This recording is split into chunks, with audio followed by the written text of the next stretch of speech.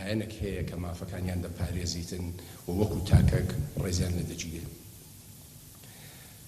ئەوەی کە ئێستا ئەنجام دەدرێتن بێگومان سوپاسی قونسڵیەی بریتانی و بەڕێز جیمس دۆڵتن دەکەین و هاوڕێکانی لە قونسڵیە بە مەبەستی کردنەوەی ئەو ڕاهێنانە لە سێ مانگ هیوادارین کە لە داهاتوو بە هەمان شێوە پەرەبسێنی و لە بواری تریش، چونکە دنیا لە گۆڕانکاریدایەوە سەردەمی تەکنۆلۆژیایە و زۆر جار ممکنە ڕێنمایی و یاساکان ببنە ڕێگر لە جێبەجێکردنی خودی یاسایەکە یا ڕۆحی یاساکە و یاخود ئیجتیهادات دروست ببیتن.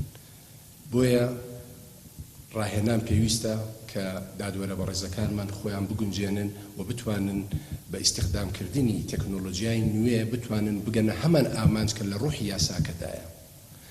هیوادارم کە ئەو جۆرە کۆرسانە ئەو جۆرە ڕاهێنانە بەردەوام بن و حکوومەتی هەرێمی کوردستان و دڵنیام بە سەرۆکایەتی هەرێمی کوردستان و لە پەرلەمانیش و خەڵکی کوردستان هەمیشە پاڵپشتنەوەی کە یاسا سەروەر بیتن و هەموو تاکەک هەست بە پاراستنی مافی خۆی بکاتن.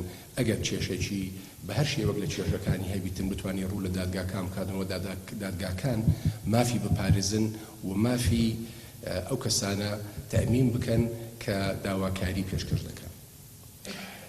زۆر سوپاسی ئامادەبوونتان دەکەم، هیوادارم سەرکەوتوو بوون و سوپاسی بێپایان تایبەتی دادوەرە بەڕێزەکان دەکەم کە ئامادەی خۆیان دەربڕیە لە بەشداریکردنی ئەو ڕاهێنانە ئەو بەمانایەوە نایەتن کە خوا نەخواستە لە ئاستیان کەم بکرێتەوە، بەڵام بەدڵنیاییەوە پێویستە کە هەوڵ بدەن تێکەڵکێشی هەبی یاخود زانیاری زیاتر هەبی کە دادگاکانی نێودەوڵەتی یاخود هاوڕێکانیان لە وڵاتانی جیاجیا چۆن کارەکانیان ئەنجام دەدەن.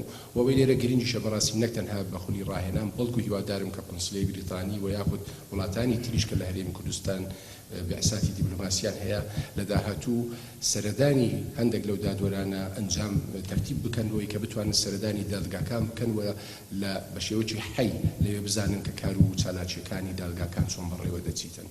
ئێمە باوەڕێکی تەوامان بە دیموکراسیەت و ئازادی ڕادەربڕین هەیە.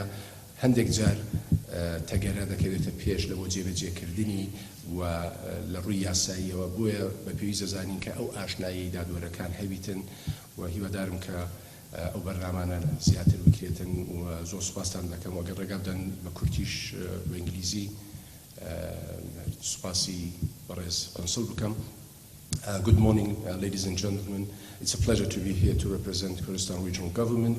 I thank you very much, Mr. Thornton, for your efforts for arranging this training program for our judiciary and members of the Judiciary Council.